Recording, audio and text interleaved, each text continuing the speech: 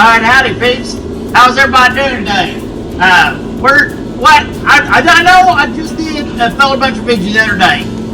And I know we're getting back and a little bit repetitive on the fellow bunch of videos. But I gotta put this up here because the next in line videos is based off of this kind of fit into the call here. So had to do this one. So basically we're on this pine clear cut. We're finally finished. This is the last of the pine. The left of the screen over there, where you see the daylight over there, that is the end of the line for the pine. So thank goodness. I can't. Hang on, I'll show up while I cut this poplar. It's pretty cool seeing these poplars with this flat. These are double puncher poplars. These are decent sized poplars. There's so much small pine and stuff in here. It's just nice to get a hold of a decent sized tree for a change. Cause now this whole, it's just a part of the job, clearing these pine out. And in tomorrow's video, I actually go around and kind of show Stevie coming through the thing and the skidders coming through. But I had to show this spot first. Beating around these pine stumps, and everything, it kind of sucks. That's what this bunker is built for. But in reality, this scenario, I hate cutting like this with this machine. I'd rather go select cut, big timber, is what we bought the machine for. And it does a better job with the select cut, big timber. This bouncing, beating, and thumping around stumps just is not fun in a rubber tire buncher. What do you think of that over the shoulder action? So anyways, I'm laying them back and forth and making a windrow for Stevie, which didn't turn out good. He didn't like, basically I need to start the back and work the front, but I wasn't ahead of him enough to be able to do that. So, which kind of sucked. Anyways, what was I talking about? Anyways, so this is a bad scenario. They build these bunchers for this, but this is track machine territory if there ever was. Because the cycle time is just slow on a rubber tired rig compared to the swing action of the track machine, This should be being cut with a track machine. But I don't lay bad, other than a few little ditches kind of fall into. I had a little fuel filter issue. I've had issues. This is basically, I want to show this because this turned into a bad day for me. A very bad day for me. I blowed the daggone fuel. We got these they're portable diesel tanks that we can pull out on the skidder blade and bring to the machines. But the problem is, and it's a long story and I ain't going to get into it because, this is a long video, I could get into it. But I used old tanks that was sitting out back to build this thing. The rig's a good rig, but I used old tanks trying to walk over dollars to save nickels is basically what I done. And now we got trash and stuff in the old tanks and we're trying to work through a system. What I should have did is put a filter on the neck of that thing is what I actually should have did to catch everything because it's running through rigs. And this Cummins, everybody, dog your pocket! Shush! And this is one of the complaints I got back to running again.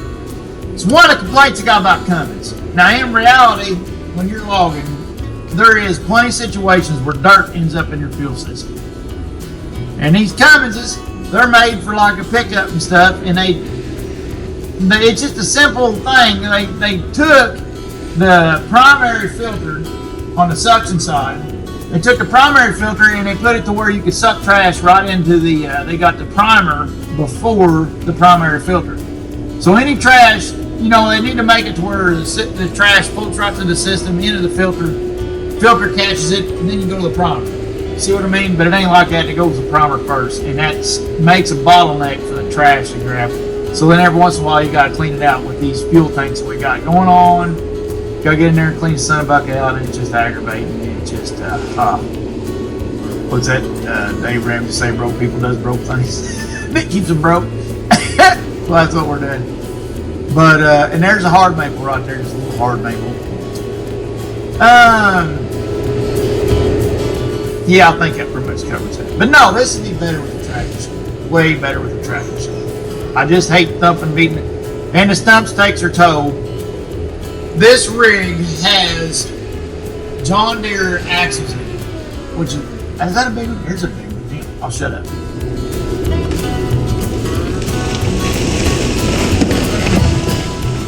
And I kind of got that one off a little bit. I get cock-eared and I'm slopping around trying to just make cycles happen because the whole time Stevie and him's breathing down my neck and they're gaining on me. Stevie's actually goes through this quicker than what I can with the din with this pine. Except if I could actually run like this. He's actually put the buncher in, high gear. High call. We slipped her up into high call.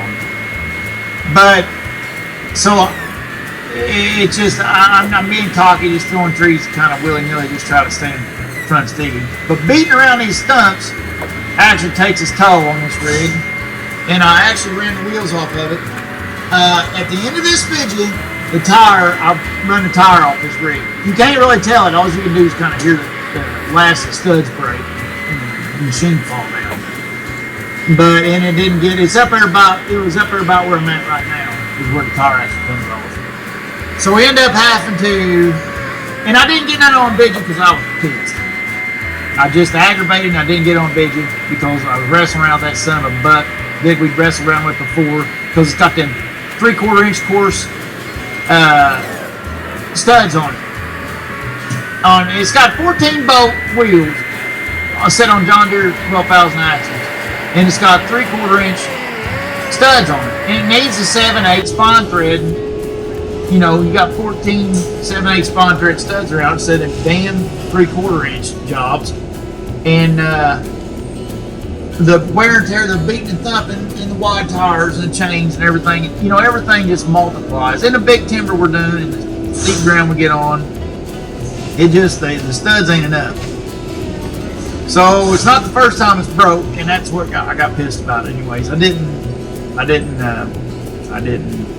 record it because I was aggravated. So, but the next videos is getting the buncher in there, getting the rear ends pulled out of it, because I got a pinion still leaking too. Getting the rear end pulled out and working on that.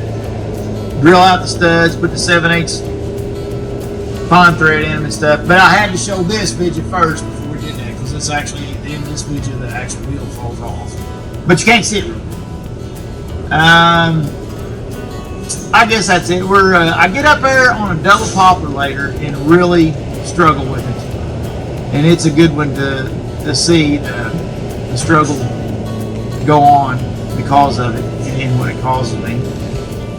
But other than that, the rest of it's pretty much just bunching and pine.